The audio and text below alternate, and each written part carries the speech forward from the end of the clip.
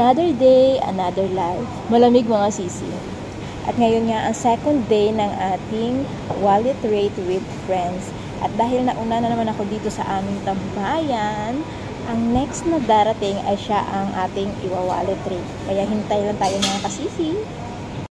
Ito na nga ang aking Franny. Ate, pwede ka bang i-wallet rate? Hindi. Wala, malita siya.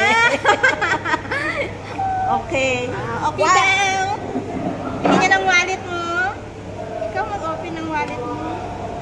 Titingnan natin kung marami siyang pera. Nagsahod ka na ba? Siyempre, hindi pa. Hindi pa siya nakasahod kaya wala mang konti. Anong gusto mong makita? Ayan. Wallet lang. Wallet lang? Ayaw mo makita yung ano? Alam mo, maliit yung bag niya kaya wala tayong i-rate dyan. Sa wallet tayo. Meron akong pampaganda. Siyempre, natural dahil maganda siya, marami siyang pampaganda. Pampawala ng ng aling-aling sa mukha. Siyempre, may Wallet rate nga tayo. Tayo pampaganda. pwede yan, lahat na yan. Bag grade pala ito. Tapos, meron akong sa kilay slide. Tapos, Siya yung pinaka-maarte naming friend. meron akong lipstick. YSL yan, So, ibig sabihin mayaman siya. Yan, may pampatigas ng kilay. Mahilig siya sa matigas. And syempre, Finally, yan. Walang laman. siya lang yung wallet niya. Easy-link, pamasahe.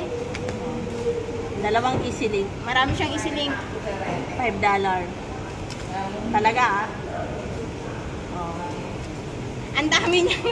Ang daming lagayan ng pera mga kasisi. Yan lang ang pera ko. Ang daming pera niya kasi wala pa siyang sahod. Ayan. At syempre, bangko, alam niyo na may laman to. Ayan. Ano to, senior citizen? Senior citizen na yung friend ko. Hindi yan senior citizen. Sa card namin sa condo. Yan. Ano siya sa Pilipinas, may SSS siya. At syempre, ang kanyang work permit. Yan lang. Yan naman. Saka syempre, cellphone.